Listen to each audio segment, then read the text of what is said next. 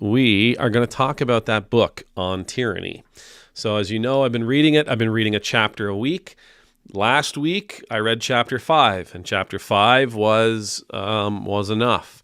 Because chapter 5 was all about your professional ethics, right? Protecting your professional ethics, holding on to your professional ethics. And in this chapter, the author talks about, what does he say? His line is, it's tough to have a kangaroo court unless you have a judge who's willing to preside over it. And it's tough to have those kangaroo courts if you don't have lawyers who aren't willing to prosecute. Now, the idea here, and I think he is speaking in particular to lawyers and judges, that you have a professional ethic, and that professional ethic is above the law, right? It doesn't really matter what the law is. Your ethic, your professional ethic as a lawyer, your professional ethic as a judge, actually requires you to look down onto the law, right? These are the laws of the land. But if your professional ethics don't allow you, your professional ethics shouldn't allow you to do anything that is unjust. It shouldn't allow you to do anything that's going to purposefully and intentionally harm a particular group of people or peoples, right? This is it for him. And again, he uses examples from the 19th. He uses examples from the 20th century. In particular, in this case, he's talking about that weird little fellow with that weird little mustache in that European country back there in the 30s and the 40s that caused so much difficulty.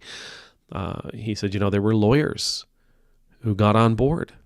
And there were lawyers and judges who got on board and made sure that the laws that fellow with the weird little mustache was putting in place, made sure those laws got pushed through, made sure that the desires of that fellow got pushed through, not only in Germany, but in Austria and in Czechoslovakia and in France and all kinds of places.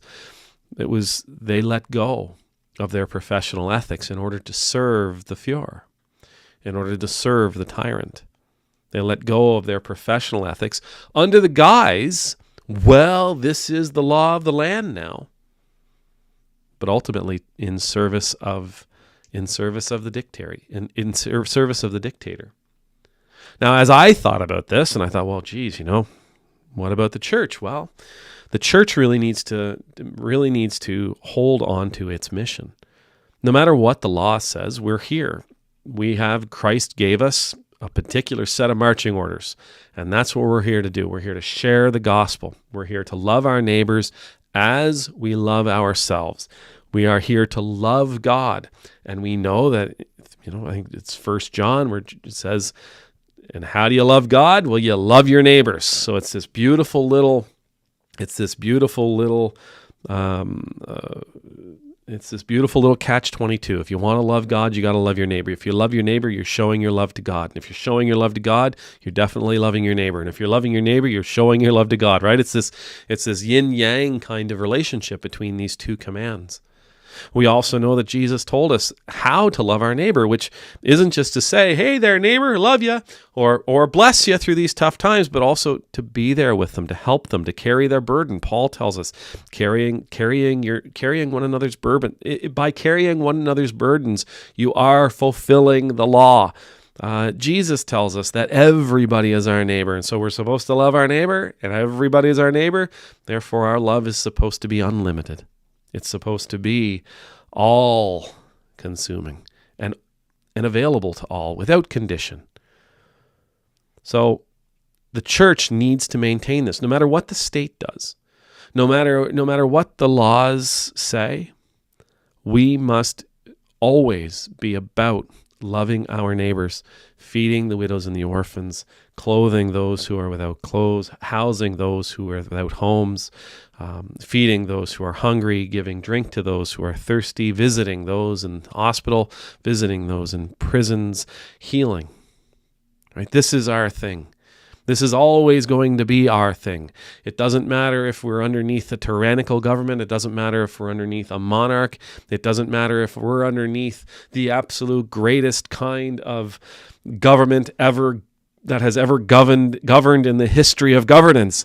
It doesn't matter where we find ourselves. It doesn't matter the conditions in which we find ourselves. Our responsibility as church is to always ensure that we are doing the work that Jesus called us to do, and never, ever setting that aside because it's good for the country.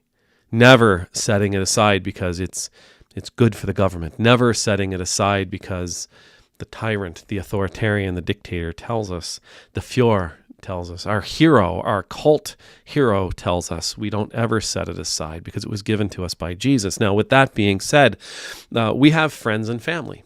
I have friends and family who are big proponents of Donald Trump. Canadians love Donald Trump. I have American friends who love Donald Trump. Love the guy. Think he's the bee's knees. Best thing since sliced bread and all that. They think he hung the moon. Right? But I also know them to be deep Christians. I know them to be deep Christians. And while they like Trump, they like the cut of his jib, they like they like those things about him. He's a straight shooter. He's going to empty the swamp. He's going to do this. He's going to do that. They like all that stuff. Reading this chapter, it's not just a matter of what the church must do, the church as an organization. It's also about what we Christians must do.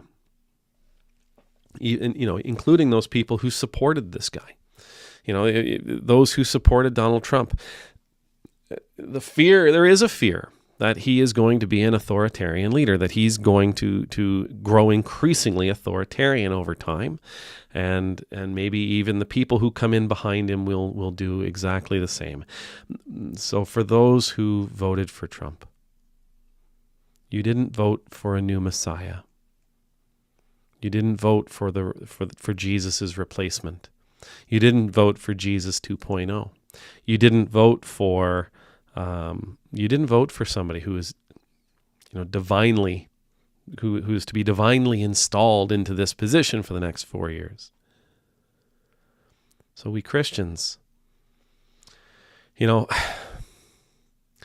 I think the possibility of Christians being the possibility that Christians are convinced to vote for someone who is completely unlike Jesus Christ.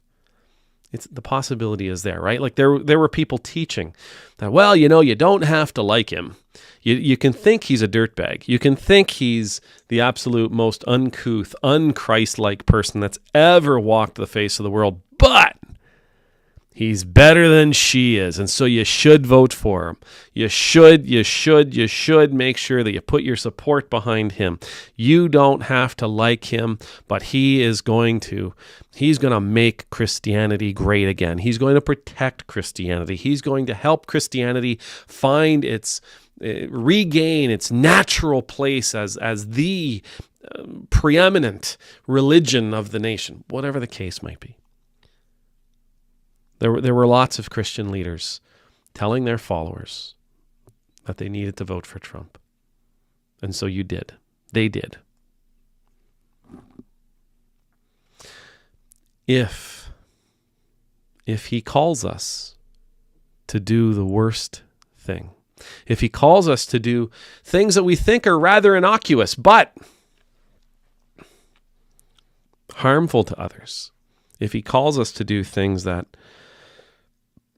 are against the teachings of Jesus, asks us to be okay and do things that are against the teachings of Jesus, or just asks us to get out of his way while his people do things that are against the teachings of Jesus, we must hold to our Christian ethic.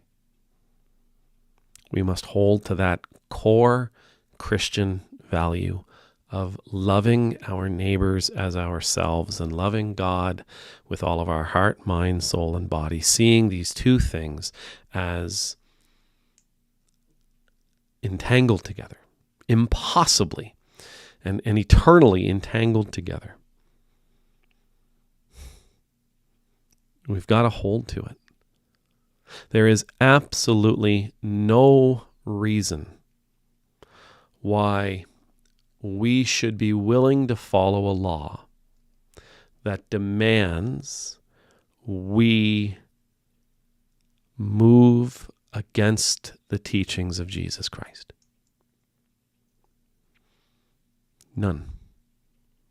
Any law that demands we act, behave counter to the teachings of Jesus Christ, any law that tells us that any law that says others are going to act this way, we must be against. Pure and simple. Full stop. Mic drop. Amen.